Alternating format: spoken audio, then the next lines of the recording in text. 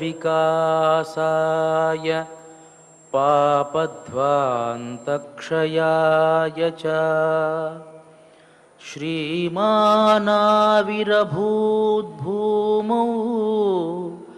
रामानुजदिवाकरः श्रीमानाविरभूद्भूमौ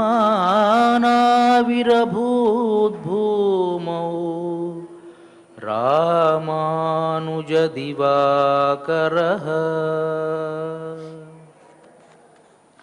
శ్రీ శ్వేతవరాహకల్ప అధినాయకుడైనటువంటి వరాహస్వామి పాదారవిందాల చెంత కలియుగ ప్రత్యక్ష దైవమైనటువంటి శ్రీనివాసుని పాద పద్మాల వద్ద తిరుప్పావైజీయర్ అని పేరుగాంచినటువంటి భగవద్ రామానుజాచార్యుల పరంపరాప్రాప్తమైనటువంటి శ్రీ శ్రీ శ్రీ పరమహంస పరివ్రాజకాచార్యవర్యులు ఉభయ వేదాంత ప్రవర్తకాచార్యవర్యులు అయినటువంటి తిరుమల శ్రీ పదజీయంగార్ల పవిత్ర మఠ ప్రాంగణంలో భగవద్భాగవత ఆచార్యుల అనుగ్రహంతో తిరుమల తిరుపతి దేవస్థానములు శ్రీ వెంకటేశ్వర భక్తి ఛానల్ వారి సౌజన్యంతో ధనుర్మాస ఉత్సవ కార్యక్రమంలో నేటికి మనం 4వ పాశురంలోకి ప్రవేశించాం. ప్రతిరోజు మాదిరిగానే భగవద్ రామానుజుల వైభవాన్ని కొంత తెలుసుకొని మనం కార్యక్రమంలోకి ప్రవేశిద్దాం. యత్తావకీం వివిదిషాం వినివేద్య భూయః శుశ్రూషురేవ వరదేన గజేంద్రదాసః ఉక్తస్త్వదీయ మహిమానమితీదమేవ పర్యాప్తమత్ర భవతో హ్యతిమానుషత్వే.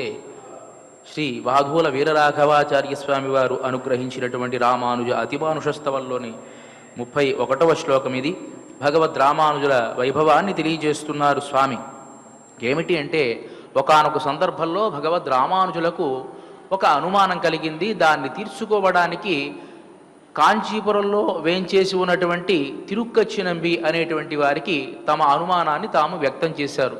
ఈ తిరుక్కచ్చినంబి యొక్క వైభవం ఏమిటి అంటే, ప్రతిరోజు వరదరాజస్వామికి ఆలవట్ట కైంకర్యం చేస్తూ ప్రత్యక్షంగా అంటే అర్చారూపంలో ఉన్నటువంటి ఆ వరదరాజస్వామితో కూడా సంభాషించేంతటి శక్తి కలిగినటువంటి వారు ఈ తిరుక్కచ్చినంబి.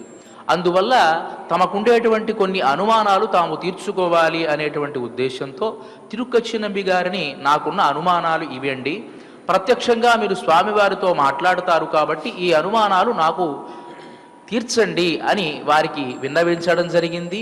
అదేవిధంగా ఈ తిరుక్కచ్చినంబి గారు అదే విషయాన్ని చెప్తున్నారు. గజేంద్రదాస వరదేన శుశ్రూషురేవ.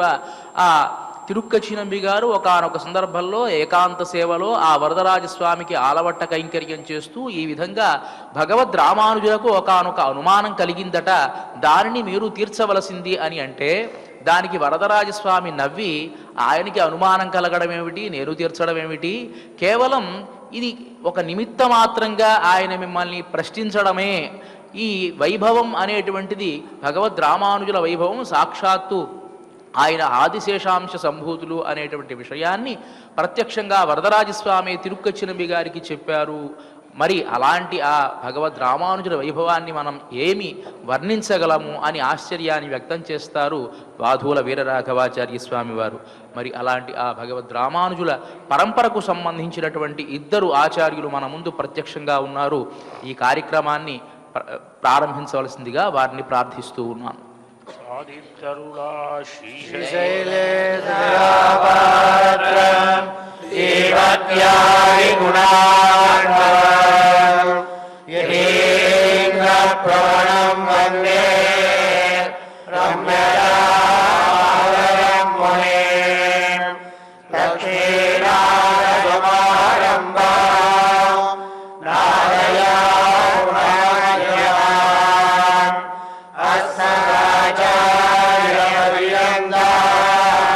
వందే గురు పరంపరా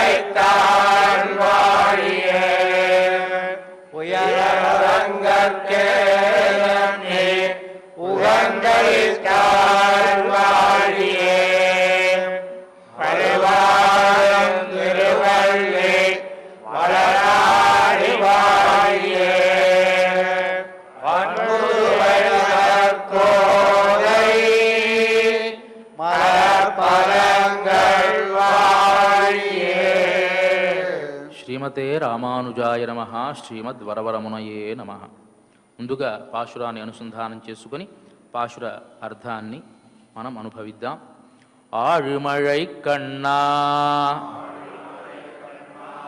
ஒன்று நீ கைகரவே ஆழியுள் புக்கு முகுந்து கொடார்த்தேரி ஊழு முதல்வன் உருவம் போல் மெய் கருத்து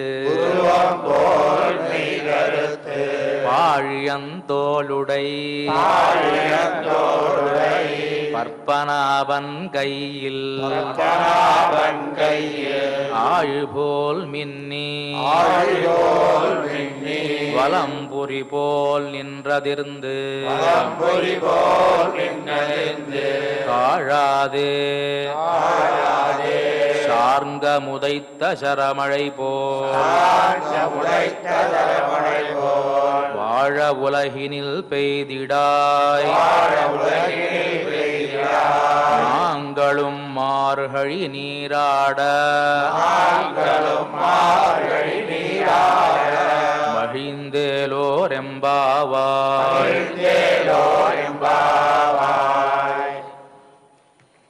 తిరుప్పావై ప్రబంధం అనుకరణ వ్రతమైనటువంటి ఈ ప్రబంధం ధ్వని ప్రబంధం, ధ్వని కావ్యం అని అంటారు. ధ్వని ప్రబంధం అంటే ఎన్నో విషయాలు లోపల నిగూఢంగా దాగి ఉంటాయి. దాన్ని పెద్దలైనటువంటి వారు ఒక్కొక్క సందర్భంలో ఒక్కొక్క రహస్యాన్ని మనకు తెలియజేస్తూ ఉంటారు. బయటికి కనిపించేటువంటి అర్థమే కాకుండా లోపల స్వారస్యమైనటువంటి అర్థాలు కూడా కొన్ని దాగి ఉంటాయి. కొంతమంది దాని స్వాపదేశార్థము అని, విశేషార్థాలు అని కూడా చెప్పడం మనం చూస్తూ ఉంటాం. మొదటి పాశురం నుంచి ఇప్పటి పాశురం వరకు ఉన్నటువంటి నిగూఢమైనటువంటి చాలా ముఖ్యమైనటువంటి విషయాన్ని మనం ప్రస్తావన చేసుకోవాలి. మార్గழி తింగళ్ అని మొదటి పాశురం, రెండవ పాశురం వైయత్తు వాళ్వీర్హాళ్, మూడవ పాశురం ఓంగి ఉలహళంద, ఇవాల్టి పాశురం ఆవిమழை కన్న, రేపటి పాశురం మాయని. వీటిని ఉపోద్ఘాత పాశురాలు లేకపోతే అవతారికా పాశురాలు అని కూడా అంటారు. ఈ పాశురాల్లో ఉండేటువంటి స్వారస్యాన్ని పెద్దలు చెప్పేటప్పుడు ఈ పాశురాలలో పర, వ్యూహ, విభవ, అంతర్యామి, అర్చావతారాల ప్రస్తావన చేశారు అని చెబుతారు.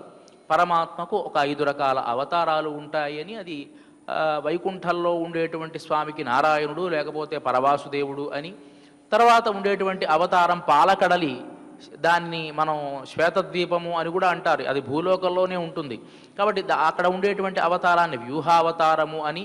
ఆ పరమాత్మ ఈ భూలోకంలో ఎప్పుడైనా భక్తులకు ఏదైనా ఇబ్బంది వస్తే ఏదో ఒక మానవ శరీరాన్నో మృగ శరీరాన్నో ధరించి వచ్చేటువంటి అవతారాన్ని విభవ అవతారము అని, తర్వాత అందరిలో ఉండేటువంటి అంతర్యామిగా ఉండేటువంటి దానిని అంతర్యామి అవతారము అని, ఇప్పుడు మనం ఇక్కడ చూస్తూ లేకపోతే వెంకటేశ్వర స్వామిగానో వరాహస్వామిగానో నరసింహస్వామిగానో విగ్రహ రూపంలో చూసేటువంటి అవతారాన్ని అర్చావతారము అని మనం అంటాం.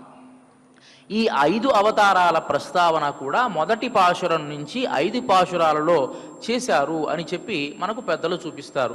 ఏ విధంగా అంటే మొదటి పాశురంలో నారాయణనే నమక్కే పరైతరువాన్ అని చెప్పడం వల్ల పరమపదంలో ఉండేటువంటి పరవాసుదేవుడి ప్రస్తావన చేయడం జరిగింది కాబట్టి అది పర అవతార ప్రస్తావన అయిపోయింది. రెండవ పాశురం వైయత్తు వాళ్వీర్హాళ్ అనేటువంటి ఆ పాశురంలో పార్కడలుల్ పయ్యత్తుయిన్ర పరమనడిపాడి అని చెప్పడం వల్ల పాలసముద్రంలో వేంచేసి ఉండేటువంటి అవతారము వ్యూహ అవతారము. అంటే ఈ శ్వేతద్వీపం అని మనం చెప్పుకున్నాం కదా, దేవతలందరూ కూడా కష్టం వచ్చినప్పుడు వెళ్ళి ఆశ్రయించడానికి అనువుగా ఉండేటువంటి ఒక ప్రదేశము ఈ పాలకడలి అనేటువంటిది. అక్కడ ఉండేటువంటి అవతారాన్ని వ్యూహ అవతారము అని మనం అంటాం. ఆ ప్రస్తావన అక్కడ చేయడం జరిగింది రెండవ పాశురంలో. మూడవ పాశురంలో ఓంగి ఉలహళంద ఉత్తమన్ పేర్బాడి అనేటువంటి పాశురంలో విభవ అవతారమైనటువంటి వామనావతార ప్రస్తావన చేయడం వల్ల అక్కడ విభవ అవతార ప్రస్తావన జరిగింది. ఇవాల్టి ఈ పాశురంలో ఆయుమழை కన్నా అని చెప్పడం వల్ల వర్షాధిదేవత అయినటువంటి వరుణుల్లో కూడా అంతర్యామిగా ఉండేటువంటి నారాయణుణ్ణి కీర్తించారు అని స్వారస్యంగా పెద్దలు దీనికి అర్థాన్ని చెప్తారు. రేపటి పాశురంలో మధురై అనే ప్రస్తావన వస్తుంది కాబట్టి అర్చాస్వరూపాన్ని కూడా వర్ణించారు అని పెద్దలు చెప్తారు. ఇంకొక స్వారస్యమైనటువంటి అర్థం కూడా పెద్దలు మనకు చెప్తూ ఉంటారు. ఏమిటి అంటే వైష్ణవ సంప్రదాయంలో పంచ సంస్కారాలు తీసుకున్నటువంటి వారికి 3 రహస్యాలు ఆచార్యులు బోధిస్తాడు. ఒకటి తిరుమంత్రము, రెండవది ద్వయము, మూడవది చరమశ్లోకము అని. ఈ మూడిటి యొక్క ప్రస్తావన కూడాను మొదటి 3 పాశురాలలో అమ్మ చేసింది అని అంటారు. ఏ విధంగా చేసింది అని అంటే, మొదటి పాశురంలో నారాయణనే అని చెప్పడం వల్ల ఆ నారాయణ అష్టాక్షరీ మంత్ర ప్రస్తావన చేయడం జరిగింది. రెండవ పాశురంలో పార్కడలుల్ పయ్యత్తుయిన్ర పరమనడి పాడి, రెండవ మంత్రాన్ని ద్వయమంత్రము లేకపోతే ద్వయ రహస్యము అని అంటారు. ఈ రహస్యాన్ని వైకుంఠంలో ఉండేటువంటి విష్ణుమూర్తి లక్ష్మీదేవికి చెప్పాట.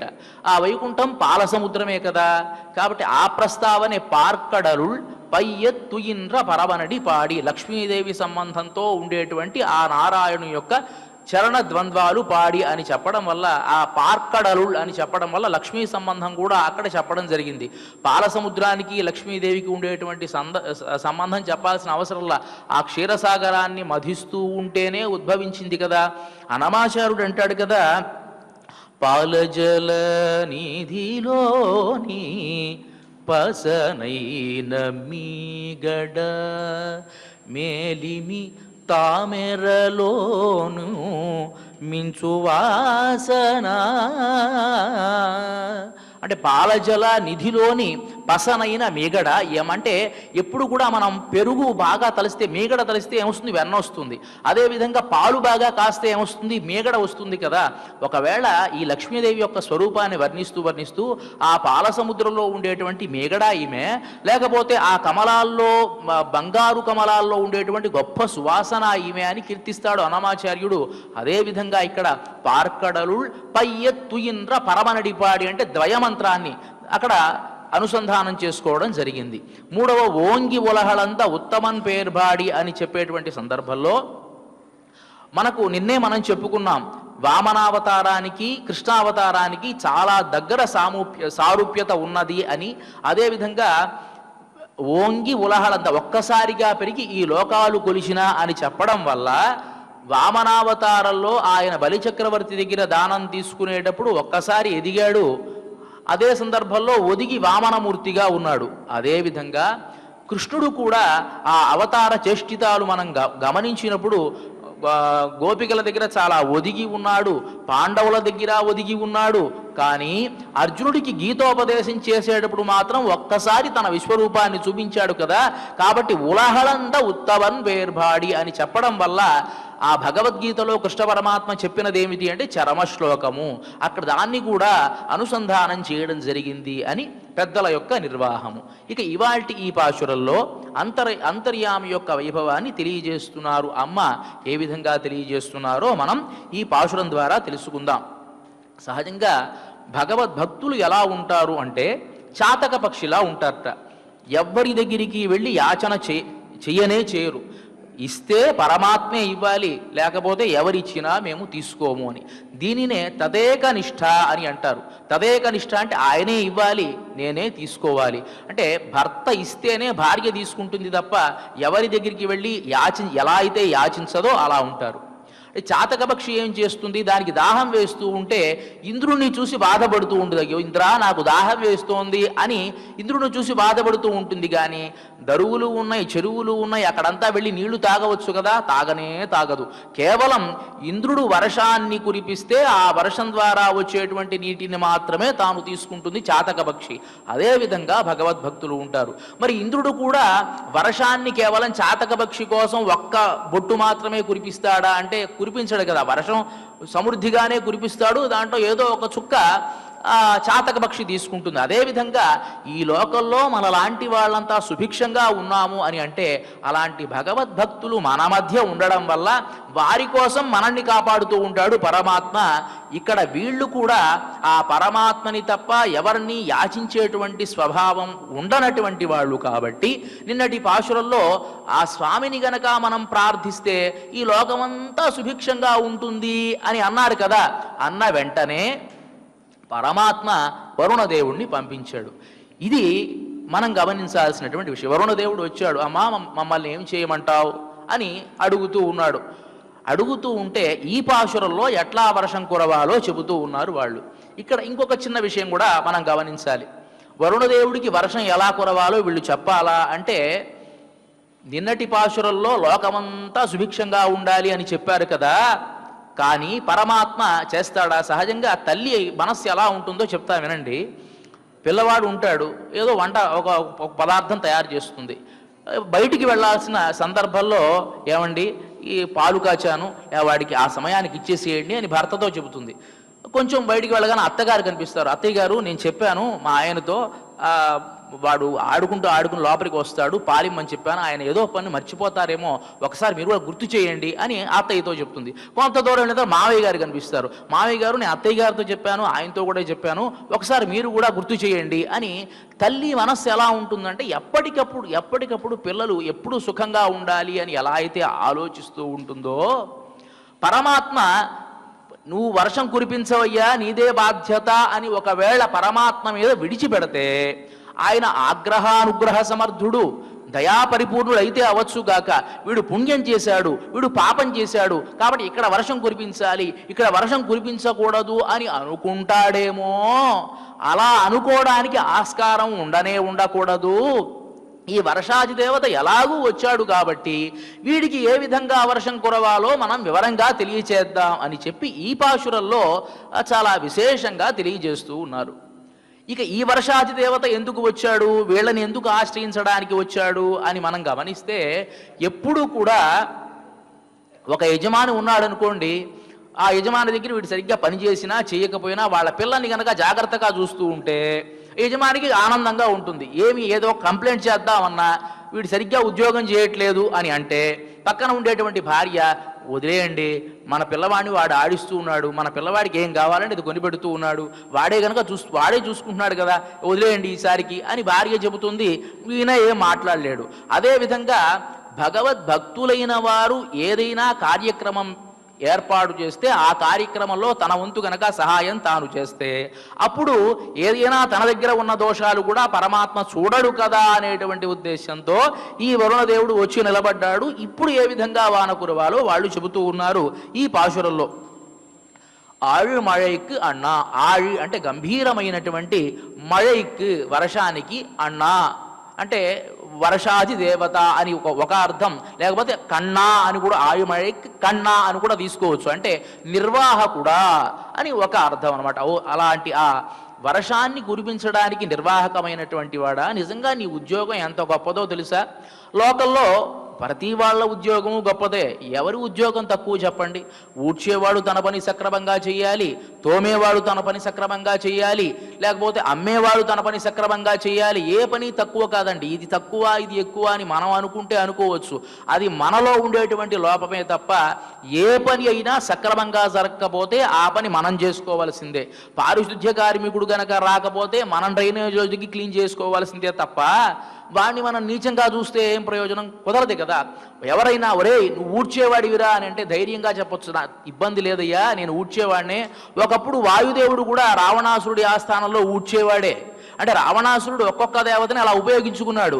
అక్కడ వీధులన్నీ శుభ్రంగా ఉండాలి, వీధి శుభ్రంగా లేకపోతే ఊడ్చేవాడి తప్పు కాదండి. లంకానగరంలో వాయుదేవుడి తప్పట. దుమ్మేదన్నా ఉంటే ఆ మార్గంలో కనీసం ఎక్కడా కూడా కంటకాలు లేకుండా ఊడ్చాల్సిన బాధ్యత వాయుదేవుడిది. వంట చేయాల్సినటువంటి బాధ్యత వంట చేసేటువంటి వాడిది కాదు, అగ్నిదేవుడిది. సరిగ్గా అది కాగాలి, సరిగ్గా ఉడకాలి, ఇవన్నీ కూడా అగ్నిదేవుడు చూసుకోవాలి. ఆ సమయంలో మనం అయితే స్టవ్ని ఇట్లా సిమ్ము ఎక్కువ హై చేస్తాం, అది చేయాల్సిన అవసరం వాడికి లేనే లేదు. అది అట్లానే హైలో పెట్టి వాడు కనుక అన్నం పెట్టి మాడిపోతే ఆ దెబ్బలు, వీపు మీద దెబ్బలంతా కూడా అగ్నిదేవుడికి పడతాయి. అంటే ఒకప్పుడు వంటవాడు అగ్నిదేవుడు, ఊడ్చేవాడు వాయుదేవుడు, ఇదంతా వాడు చేసిన పనే. ఎవరికండి తక్కువ? ప్రతి వాడిది ఒక పనే. ఇవాటి భాషల్లో చెప్తాను, నిజంగా నీ అదృష్టం అయ్యా.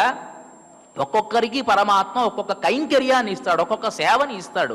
ఆ సేవ సక్రమంగా చేస్తే చాలు. నువ్వు వచ్చావు కదా, నువ్వు వచ్చి ఏమడుగుతున్నావు? అమ్మా నీకేదైనా నేను సేవ చేస్తాను. భగవద్భక్తులు ఎలా ఉంటారో చూడండి.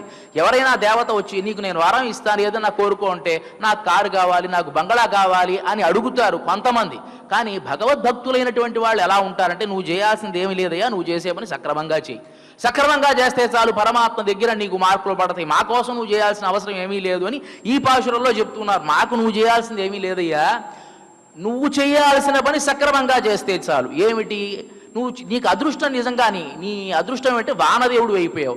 లోకల్లో జీవుడు ఉత్పన్నం అవ్వాలి అంటే నీరు కావాలి. నీటికి జీవనం, భువనం, వనం అని అంటారు. జీవనం అని నీటికి పేరు. మనకు ఉండేటువంటి ఈ భూగోళంలో ఎక్కువ శాతం నీరే ఉంటుంది తప్ప భూమి ఉండదండి. ఎక్కువ శాతం పరమాత్మ అన్నీ ఆలోచించుకొని ఒక గ్రాఫ్ గీసుకుంటాడు. ఎక్కువ శాతం నీరు, తక్కువ శాతం భూమి ఉండేట్టుగా ఏర్పాటు చేశారు. ఎందువల్ల? ఇక్కడ జీవించేటువంటి జీవరాశులకి ఎక్కువ నీరు ఆధారం కాబట్టి నీరు ఎక్కువగా ఉండాలి అని ముందే. అంతెందుకు గర్భస్థ శిశువుకు కూడా లోపల ఎక్కువ నీరు ఉండాలి, లేకపోతే అదో పెద్ద సమస్య. అంటే ఉత్పన్నమైన దగ్గర నుంచి మరణించేంత వరకు నీరు ఉండాలయ్యా. అలాంటి వర్షాధిదేవతవి నీవు. అలాంటి వర్షాధిదేవ నీ అదృష్టం నిజంగా. ఒక్కొక్కరికి ఒక్కొక్క ఉద్యోగం ఇస్తాడు పరమాత్మ. యమధర్మరాజుకేమో వచ్చిన వాటికి శిక్షలు వేయడం, అగ్నిదేవుడికేమో మండించడం, నీకు వర్షము. లోకల్లో వర్షాన్ని చూస్తే ఎవరికి మాత్రం ఆనందం కలగదండి. అలా విత్తనాలు నాటిన తర్వాత ప్రతి రైతు కూడా వెళ్ళి ఆకాశం వైపు చూసుకుని ఎప్పుడెప్పుడు వాన కురుస్తుందా అని చూస్తూ ఉంటాడు కదా. ఒక్కసారి ఉరిమిందనుకోండి, ఆహా వాన వస్తోంది, ఇక మన పంటలు పండుతాయి, మనం ఆనందంగా ఉంటాం అని అనుకుంటాడా లేదా? దానికి కారణభూతుడు అని వాడివి నీవయ్యా. నిజంగా నీ అదృష్టం ఎంతో గొప్పది. అలాంటి ఆయుమழை కన్నా ఆ వర్షాది దేవత నువ్వు వర్షం కురవాలయ్యా అని అనేటప్పటిగా సరే అమ్మా నేను వెళ్ళొస్తా, కురిసేస్తా అన్నాడు. ఓరు పిచ్చివాడా, నువ్వు వర్షం కురవడానికి నీ దగ్గర ఏముందని? ఇప్పుడు ఎంత ఉంది నీ సంచిలో? ఎంత ఉంది? మహా అయితే కొంత ఉంది. నువ్వు అక్కడ వర్షించేసి వెళ్ళిపోతావు. అలా కాదు, మాకు కావలసింది. ఎవరైనా కొన్ని కోట్లు ఉన్నవాడు మన దగ్గరకు వచ్చాడండి, మీకు దానం చేస్తామని వచ్చాడనుకోండి, అప్పటికప్పుడు వచ్చి నేను దానం చేస్తానండి అని అంటే వాడి దగ్గర ఎంత ఉండేది? మహా అయితే 10 లక్షలు ఉంటే ఒక 5 లక్షలు డబ్బులు పెట్టుకుని వస్తాడు. అదే నాకు ఇప్పుడు అవసరం లేదండి, నేనే వస్తాను మీ దగ్గరికి వచ్చి నేను మా సంస్థలో జరిగేటువంటి విశేషాలన్నీ కూడా చెప్పి నేను తీసుకుంటానండి అన్నాం అనుకోండి, వాడు ఉండేటువంటి ప్రదేశానికి మనం వెళితే వాడి దగ్గర చెక్ బుక్ ఉంటుంది, ఎంతన్నా ఉంటుంది. చెక్ బుక్ ఉంటుంది కాబట్టి రాసి పెట్టేయచ్చు. చెక్ బుక్ పెట్టుకుని తిరగదు కదా ఎవడు కూడా. కాబట్టి అక్కడికి వెళ్ళి చెబితే ఎంత కావాలో అంతా తీసుకోవాలి. ఈ వర్షాది దేవత కూడా అను వర్షించనగా నేను వర్షించేస్తా అని వెళ్ళి వర్షిస్తే ప్రయోజనం ఉండదు. నేను చెప్పినట్టుగా నువ్వు వర్షించాలి. ఎలా వర్షించాలో చెబుతాను విను అని చెప్పి ఒండ్రుని కైగరవే, ఏమాత్రం వెనకాడకూడదు. నువ్వు నీ వర్షంలో ఇది తక్కువ అనేటువంటి ఉద్దేశమే ఉండకూడదు.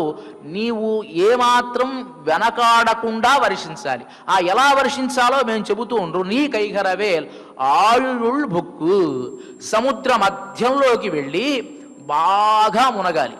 మునిగి భుక్కు ముహొందు కొడు, బాగా మునిగి నువ్వు ఎంత నీళ్లు ఉన్నాయో అంత నీళ్లు తీసేసుకో. ఎలా తీసుకోవాలో తెలుసా?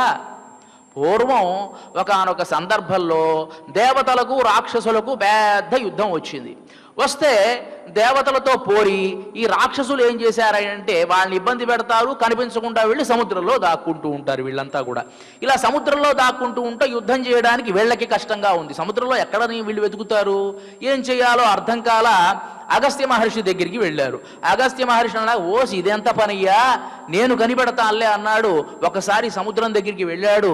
అచ్యుతాయ నమః అని చెప్పి ఒకసారి ఆచమనం చేశాడు. అనంతాయ నమఃకి నీళ్లే లేవు అక్కడ. వెంటనే రాక్షసుడు కనిపించారు, వెళ్ళని మట్టు పెట్టేశారు. ఆ విధంగా నువ్వేం చేయాలో తెలుసా? సముద్ర మధ్యంలోకి వెళ్ళి మట్టి తప్ప నీళ్లు మిగలకూడదు. అంటే వీళ్ళ ఉద్దేశం ఏమిటి? ఈ వ్రతం యొక్క ఫలితం ఎలా ఉండాలి అంటే, మనం చేస్తే ఈ దేశం బాగుండాలి, నా రాష్ట్రం బాగుండాలి, నా ఇల్లు బాగుండాలి కాదు, ప్రపంచం మొత్తం కూడా బాగుండాలి. ఈ భూమండలం మొత్తం బాగుండాలి అంటే సముద్రంలో నీళ్లు ఉండకూడదు కదా. అన్ని చోట్ల వర్షించాలంటే అంత నీళ్లు నువ్వు తాగాలి. కాబట్టి ముహొందు కొడు, బాగా మునగాలి. ఆర్త్ ఏరి, ఆర్త్ ఒక్కసారి నువ్వు ఆ నీళ్లు తీసుకునేటువంటి సందర్భంలో ఎలా ఉంటుందో తెలుసా? ఒక శబ్దం శబ్దిస్తూ ఉంటుంది. గర్జన వేరు, అంటే మేఘ గర్జన వేరు. ఆ నీళ్లు తీసుకునేటప్పుడు గుడగుడ అనే ఒక శబ్దం వస్తుంది. ఈ మధ్యకాలంలో ఏదో ఒక వీడియో కూడా పెట్టారు. ఒక మేఘం ఆ చెరువులో నుంచి నీళ్లు తీసుకుంటూ ఉంటే సుడిగా ఇట్లా వెళ్ళిపోతుంది ఆ నీళ్లు. అది ఈ మధ్య అది నిజమైన వీడియోనా లేకపోతే నాకు తెలియదు, కానీ చాలా చమత్కారంగా ఉండింది. ఆ ఒక రకమైన శబ్దం వస్తుంది. అలాంటి శబ్దాన్ని చేస్తూ నువ్వు ఆకాశంలోకి వెళ్ళాలి. ఈ శబ్దం నువ్వు ఎందుకు చేయాలి అంటే, ఎవరైతే విత్తనాలు లాంటి పాపం సిద్ధంగా ఉంటారు చూసావా, రైతులంతా కూడా ఇక వర్షం వస్తుంది అని వాళ్ళు ఆనందించేట్టుగా ఉండాలి. ఎలా ఉండాలి? ఒకానొక సందర్భంలో సుందరకాండలో ప్రస్తావన వస్తుంది. హనుమంతుల వారు లంకానగరానికి వెళ్ళారు, బయలుదేరి లంకానగరానికి వెళ్ళి సీతాదేవిని చూశారు.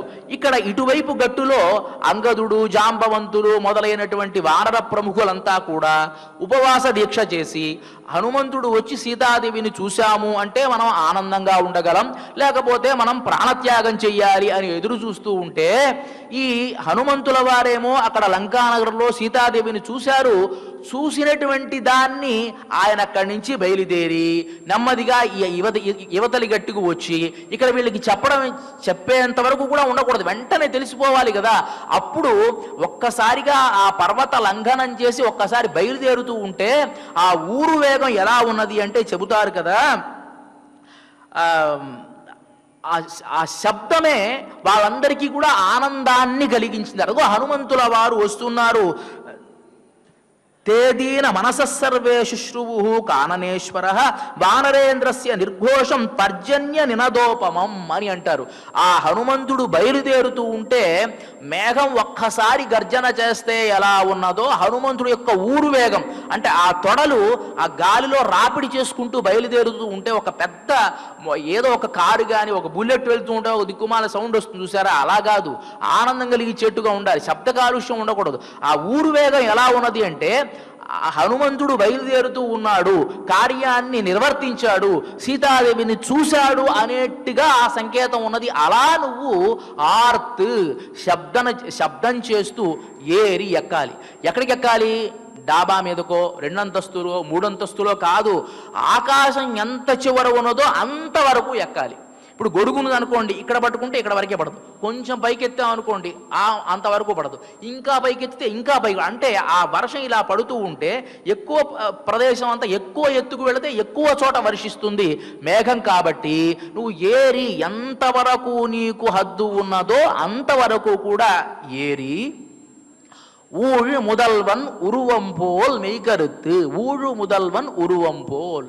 ఊழు అంటే ఈ కాలానికి అతీతుడుగా, అంటే సృష్టి జరగక ముందు ఒకానొక స్వరూపంలో పరమాత్మ ఉన్నాడు కదా, ఆ విధంగా ఉండేటువంటి పరమాత్మ యొక్క ఉరువం పోల్ మెయ్కరుత్తు, ఆ శరీర ఛాయలాగా నువ్వు నల్లగా ఉండాలి.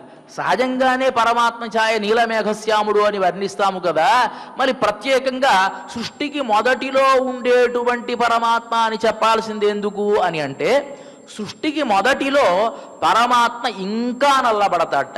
అంటే సృష్టి చెయ్యాలి, ప్రజాపతి రకామయత ప్రజాశ్రిజేయేతి అన్నట్టుగా నేను సృష్టి చెయ్యాలి అని ఎప్పుడైతే అనుకుంటాడో అప్పుడు ఆ కరుణతో ఎక్కువగా నల్లబడి ఈ సృష్టిని తాను చేస్తాడు. కాబట్టి అలా ఉండాలి. అంటే నీ వల్ల కాదు వాస్తవానికి అయితే, అంటే అంత నలుపు నువ్వు అవగలవా, నువ్వు భయపడాల్సిన అవసరం లేదు, కేవలం అనుకరించు. ఇది కేవలం పోలికకు మాత్రమే చెబుతూ ఉన్నాము, ఆ మాత్రం నల్లగా నువ్వు ఉండాలి అని. ఎందువల్ల ఇలా చెబుతున్నారు? వాస్తవానికి ఆయనకు ఉండేటువంటి వర్ణం, ఆ స్వామికి ఉండేటువంటి వర్ణం వీళ్ళకి ఈ వరుణదేవుడికి వస్తుందా అని అంటే రానే రాదు. ఆయన వర్ణం కానీ, ఆయన మనస్సు కానీ, ఆయన కరుణ కానీ దానికి సాటి ఎవరొస్తారండి? కంబరామాయణంలో కంబుడు వర్ణిస్తాడు ఒకానొక సందర్భంలో రామచంద్రమూర్తి, సీతాదేవి, లక్ష్మణుడు అందరూ కూడా అడవులకు బయలుదేరి వెళ్ళారు. అరణ్యవాసం చేసేటప్పుడు అక్కడ ఉండేటువంటి ఋషుల ఆతిథ్యాన్ని తాము స్వీకరించి గంగానదిలో స్నానం చేసి వారి ఆతిథ్యాన్ని స్వీకరించి బయలుదేరి వెళుతూ ఉంటే ఆ రామచంద్రమూర్తి యొక్క సౌందర్యాన్ని వర్ణిస్తాడు కంబుడు. ఏ రకంగా వర్ణిస్తాడంటే, வெய்யோன் ஒளி தன்மேனியில் விரிசோதியின் மறைய பொய்யோ எனும் இடையாளுடன் இளையானொடும் போனான் மையோ மரதகமோ மறிகடலோ மழை மகிழோ ஐயோ இவன் வடிவென்பதோர் அழியான் அழகுடையான் వర్ణిస్తున్నారు. అక్కడ రామచంద్రమూర్తి అడవులలో బయలుదేరి వెళుతూ ఉంటే సూర్యకిరణాలన్నీ కూడా ఆయన మేని ఛాయలోనే లీనమైపోతూ ఉన్నట్టుగా ఉన్నదట. అలా బయలుదేరి వెళుతూ ఉన్నాడు. సీతాదేవితో లక్ష్మణుడితో బయలుదేరి వెళుతూ ఉంటే రామచంద్రమూర్తి యొక్క మేని ఛాయని వర్ణించాలి అని ప్రయత్నం చేస్తున్నాడు ఈ కవి. నల్లగా ఉన్నాడు కాబట్టి మయ్యో, కాటుక అని చెప్దాం అనుకున్నట్ట. కానీ కాటుక నల్లగా ఉంటుంది, కానీ కాటుకలో ఏదైనా ఒక మెరుపు ఉంటుందా? ఉండదు కదా. నల్లగా ఉంటుంది కానీ మెరుపు ఉంటుందా అండి? కానీ రామచంద్రమూర్తిలో మెరుపు ఉంది, కాబట్టి కాటుక అని వర్ణించలేకపోతూ ఉన్నాడు. సరి మరకతమణిలా ఉన్నాడు అని వర్ణిద్దాం అనుకున్నాడు. మరకతమణిలా ఉన్నాడు అని వర్ణిద్దాం అంటే మరకతమణి చల్లగా ఉండదు, కానీ రామచంద్రమూర్తి చల్లగా ఉంటాడు, కాబట్టి ఆమణిలా కూడా వర్ణించలేకపోతున్నాడు. పోని మరికడలో సముద్రుడిలా ఉన్నాడు అని చల్లగా ఉంటుంది కదా సముద్రం అని వర్ణిద్దాం అనుకున్నాడు. అలా అనుకుంటే సముద్రం ఉప్పగా ఉంటుంది, రామచంద్రమూర్తి ఉప్పగా ఉంటాడా? ఉండడు కదా. కాబట్టి అలా కూడా కుదరడల్లా. పోని మഴై మహిలో నీలమేఘశ్యాముడు, మనం ఇప్పుడు చెప్తున్నాం నీలమేఘశ్యాముడులా ఉన్నాడు అని వర్ణిద్దాం అనుకున్నట్ట, కానీ వానంతా కురిసిన తర్వాత మేఘం ఏ వర్ణంలో ఉంటుంది? తెల్లగా ఉంటుంది, కాబట్టి అలా కూడా వర్ణించలేకపోతున్నానే అని బాధపడి అయ్యో అయ్యో ఏమి చేయలేకపోతున్నాను, ఎలా వర్ణించాలి అని చెప్పి అయ్యా నయహుడయా, అసలు ఆ అందాన్ని ఏమని వర్ణించాలి అని చెప్పి ఒక్కసారిగా బాధపడ్డట ఆ కంబ కవి. దానికి చమత్కారంగా ఒకళ్ళు అంటారు కదా, ఒక ఇతివృత్తాన్ని ఉపన్యాసంలో విన్నాను నేను. ఒక పిల్లవాడు ఒక పణ్యారం తీసుకుందాం అనుకున్నాడు. తల్లి ఒక మధురమైనటువంటి పదార్థం చేసింది, అటక మీద పెట్టింది, ఒక ఉట్టి మీద పెట్టింది. దాన్ని అందుకోవాలి అని ప్రయత్నం చేస్తున్నాడు ఆ పిల్లవాడు. ఒక స్టూల్ వేసుకున్నాడు, అందల. దాని మీద ఇంకో స్టూల్ వేసుకున్నాడు, అందల. దానిపైన ఇంకో స్టూల్ వేసుకున్నాడు, అందల. దానిపైన ఇంకో స్టూల్ వేసుకున్నాడు, అందల. ఎలా అయినా పట్టుకోవాలి అని ప్రయత్నం చేస్తూ ఉంటే ఒకదాని మీద ఒకటి పెట్టుకున్నాడు కదా, అలా పడిపోయాడు. అప్పుడు అయ్యో అని పడిపోయాడు కదా. ఆ విధంగా కంబకవి రామచంద్రమూర్తి సౌందర్యం అనేటువంటి సౌందర్యాన్ని పట్టుకోవడానికి మయ్యో కాటుకాని ఒక స్టూల్ వేసుకున్నాడు, అందల. తర్వాత మరకతమణి ఇంకో స్టూల్ వేసుకున్నాడు, అందల. దానిపైన మరికడలో సముద్రం అనే స్టూల్ వేసుకున్నాడు, అయినా అందల. చివరికి మేఘం అనే స్టూల్ వేసుకున్నాడు, అది కూడా అందక అందుకుందామనే ప్రయత్నం చేసేటువంటి సందర్భంలో పడిపోయేటప్పటికీ అయ్యో ఏమి చేయలేకపోతూ ఉన్నానే అని అందుకోలేక కింద పడిపోయాడు కవి అని చమత్కారంగా చెప్తారు. మరి అలాంటి ఆ సౌందర్యం నీకు రాకపోవచ్చు కానీ అనుకరించవచ్చు కదా. ఊళ్ళు ముదల్వన్ ఉరువం పోల్ మెయ్కరుతు, అలా నీలమేఘుడిలాగా నువ్వు నీ శరీర ఛాయని అంత నలుపు చేసుకొని మెయ్కరుతు పాళ్ళంతోలుడై పర్పనాభన్ కయ్యిల్. పాడి చాలా విశాలమైనటువంటి సుందరమైనటువంటి తోలుడై. పరమాత్మకు పరస్పర విరుద్ధమైనటువంటి స్వభావాలు ఉంటాయండి. పరాక్రమం ఉన్నటువంటి వాడి దగ్గర సున్నితత్వం ఉండదు, సున్నితత్వం ఉన్నటువంటి వాడి దగ్గర పరాక్రమం ఉండదు. కానీ పాడి విశాలమైనటువంటి అందమైనటువంటి, అంటే పరస్పర విరుద్ధమైనటువంటి అంశాలు ఉంటాయి కాబట్టి ఆయన పరమాత్మ.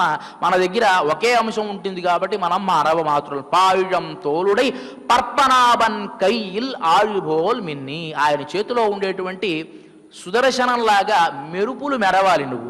ఇక్కడ చమత్కారంగా పర్పనాభన్ అని చెప్పడానికి ఏమిటి చమత్కారము అంటే, పరమాత్మ సృష్టి చేద్దాం అని అనుకుని మొట్టమొదట ఎవరిని సృష్టించాట? బ్రహ్మని సృష్టించాట. ఈ బ్రహ్మని సృష్టించినప్పుడు పక్కన ఉండేటువంటి సుదర్శనం సృష్టి ఇంకా ప్రారంభమవుతోంది అనేటువంటి ఆనందంతో ఒక్కసారి మెరిసిందట. అదిగో మా యజమానికి ఒక సంతానం కలిగింది అని చెప్పి ఒక్కసారి ఆనందాన్ని వ్యక్తం చేసింది కదా. ఆ విధంగా నువ్వు కూడా ఏం చేయాలి? పాళ్ళంతోలుడై పర్పనాభన్ కయ్యిల్ ఆయుభోల్ మిన్ని, ఆ సుదర్శనంలాగా మెరుపు మెరవాలి. ఆయుభోన్ మిన్ని వలంపురిబోల్ అదిరింది. వలంపురి పోల్, ఎడమ చేతిలో ఉండేటువంటి శంఖంలాగా నిన్రదిందు. ఒక్కసారి మేఘగర్జన చేయాలి. ఇప్పుడు మేఘగర్జన చేయాలి. ఆ గర్జన ఎలా ఉండాలి అంటే, మా స్వామి యొక్క చేతిలో ఉండేటువంటి పాంచజన్యం ఎలాంటిదో అలాంటి గర్జన చెయ్యాలయ్యా. ఆయన ఎలాంటి గర్జన చేస్తాడో చాలా చమత్కారమైనటువంటి వాడు. ఆయన శంఖాన్ని ఊజితే కొంతమందికి ఏమో గుండెలు బద్దలవుతాయి, కొంతమందికి ఏమో ఆనందం కలుగుతుంది. అది ఎట్లా కుదురుతుందండి అంటే, భగవద్గీతలో ప్రారంభంలోనే చెప్తాడు కదా, సఘోషో ధార్తరాష్ట్రాణం హృదయాన్ని వ్యభేదయత్ అని అంటాడు. కృష్ణ పరమాత్మ శంఖధ్వని చేస్తే ధార్తరాష్ట్రాణం హృదయాన్ని, ఇప్పుడు ఒక పెద్ద బాంబు వేశారండి, బాంబు వేస్తే అందరూ ఉలిక్కి పడతామా లేదా? అనుకోకుండా ఒక్కసారి విస్ఫోటనం జరిగితే ఇక్కడున్న 100 మంది భయపడతారు. అలాంటప్పుడు ఏం చెప్పాలి? సఘోషో ధార్తరాష్ట్రానం అని చెప్పకూడదు. మొత్తం లేకపోతే భారత్ అక్కడ యుద్ధంలో ఉన్న వాళ్ళందరి హృదయాలు కూడా బద్దలైందని చెప్పాలి. అలా చెప్పట్లా ఈయన చెప్పేది. సఘోషో ధార్తరాష్ట్రాన్ని హృదయాన్యేవ వ్యధారయత్. కేవలం ధృతరాష్ట్ర కుమారులైనటువంటి కౌరవుల మనస్సులకు మాత్రమే భయం ఆవరించింది, కానీ మిగతా పాండవ పుత్రాదులందరికీ కానీ పాండవ సేనకి కానీ ఆనందంగా ఉంది. అదిగో ఇక మా కృష్ణ పరమాత్మ వచ్చాడు, జయం మనదే అనేటువంటి ఆనందం కలిగి ఉన్నట్ట వాళ్ళు. అంటే ఒకే సందర్భంలో ఆనందాన్ని, అదే సందర్భంలో దుఃఖాన్ని కలిగించేటువంటి శక్తి ఆ పాంచజన్యానికి ఉంది. మరి ఆనందం కూడా కలిగించింది. ఒకానొక సందర్భంలో రుక్మిణీదేవి అగ్నిద్యోతుని పంపించినప్పుడు ఈ కృష్ణ పరమాత్మ రాజ్యానికి వస్తూ శంఖనాదనం చేస్తే ఒక్కసారి పోయేటువంటి ప్రాణాలు నిలబెట్టుకునేట్టుగా రుక్మిణీదేవి ఆనందాన్ని వ్యక్తం చేసింది అని భాగవతంలో వర్ణిస్తారు కదా. కాబట్టి అలాంటి శంఖధ్వనిని నువ్వు చెయ్యాలి. ఆర్తేరి ஊழு முதல் மருவம்போல் மெய்கருத்து பாழந்தோளுடை పర్పనాభన వలంబురిబోల్ నిన్ అదిరిందు. అలా గర్జన చేసి శార్ంగం ఉదయిత్త శరమళ పోల్. సరే, ఎలా కురవాలో తెలుసా నువ్వు? శార్ంగం ఉదయిత్త శరమళ పోల్. ఆయన చేతిలో ఉండేటువంటి విల్లులాగా, దానికి శార్ంగము అని పేరు కదా. ఆ విల్లు ఎట్లా అయితే ఎక్కువ పెడితే దాని పని చేసుకుపోతుందో అలా ఉండాలి.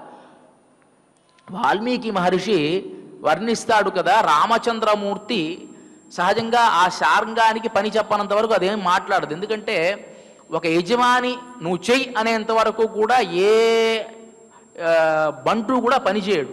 అదేవిధంగా స్వామి చేతిలో ఉండేటువంటి ఏ ఆయుధమైనా సరే దాన్ని ఒక్కసారి ఉద్యాపనం ఒక్కసారి అట్లా అంటేనే పనిచేస్తుంది, కానీ అంతవరకు అది మాట్లాడదు. 14,000 మంది రాక్షసులు వచ్చి యుద్ధం చేయడానికి సిద్ధంగా ఉంటే రామచంద్రమూర్తి చేతిలో ఉండేటువంటి శార్ంగం అనుకుందట, నాకు మంచి పని దొరికింది ఇవాళ, కానీ ఈయన యుద్ధం చేస్తాడో లేదో అని ఎదురు చూస్తూ ఉంటే ఒక్కసారి ఆ వింటినారిని సంధించాడో లేదో రామచంద్రమూర్తి పని లేకుండా ఎప్పుడు బాణం వస్తుందో ఎప్పుడు ఏమవుతుందో తెలియడల్లా. బాణం వేసేటువంటిది తీసేటువంటిది తెలియడం లేదు.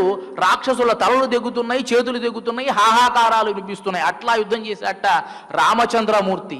అంటే దానికి శరవర్షం వవర్షహ అని అంటాడు. హాకారానికి అయ్యో ఎంత ఆశ్చర్యం, ఎలా యుద్ధం చేస్తున్నాడో అర్థం కావడం లేదే అని వాల్మీకి మహర్షి కూడా ఆశ్చర్యాన్ని వ్యక్తం చేశాడు అని వ్యాఖ్యానకారులు చెప్తారు. అదేవిధంగా శార్ంగం ఉదయిత్త శరమళపోల్ అలా వర్షించాలి. సరే అమ్మా అలాగే వర్ణిస్తా అని బయలుదేరి నువ్వు వర్షించావా, తుఫాన్ వచ్చి కొట్టుకుపోతారు అందరు కూడా. అలా కాదు వర్షించాలి. అందరూ జీవించే విధంగా. ఇప్పుడు మేము చేసేటువంటి వ్రతం ఏమిటి? అందరూ ఆనందంగా ఉండడం కోసం కదా ఈ వ్రతం చేసేది. కాబట్టి అందరూ ఆనందంగా ఉండాలి అంటే ఉలహినిల్ బేదిడాయ్. ఈ లోకమంతా కూడా ఉలహినిల్ అన్నారు.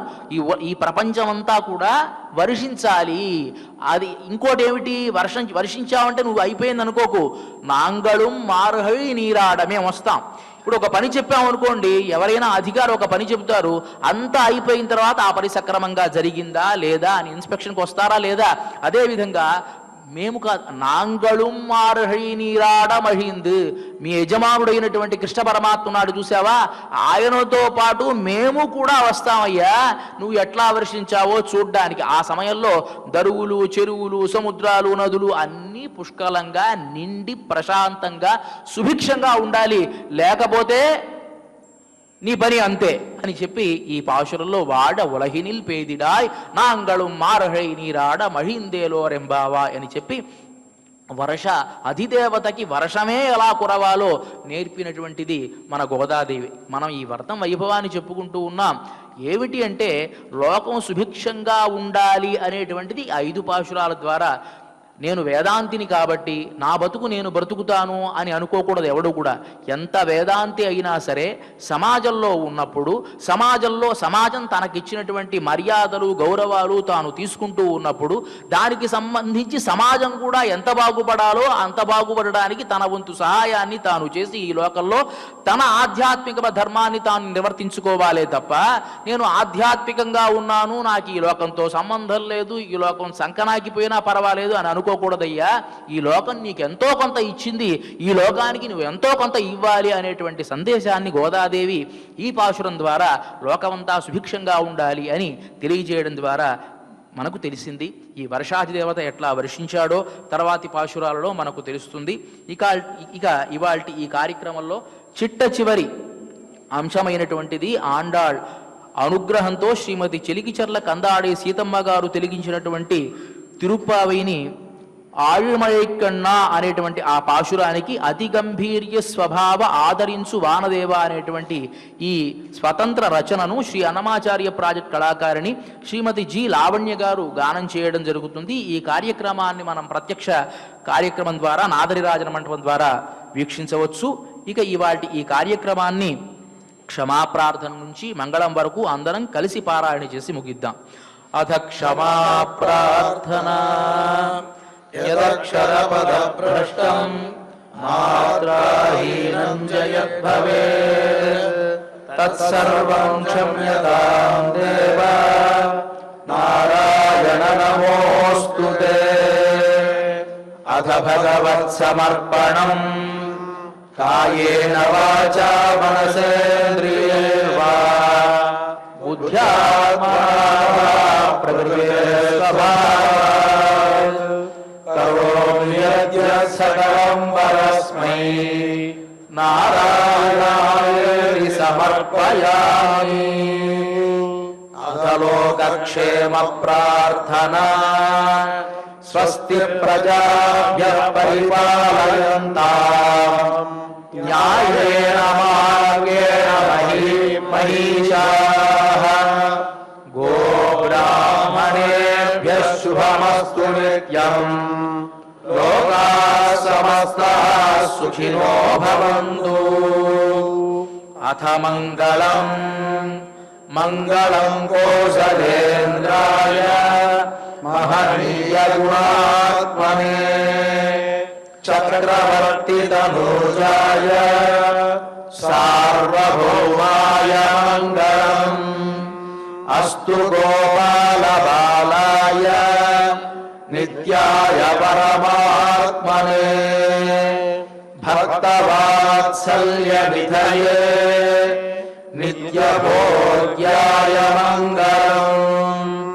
శ్రీమద్యై విష్ణు చిత్తార్య మనోనందన హేతవే నందనందన సుందర్యై గోదాయై నిత్యమంగళం.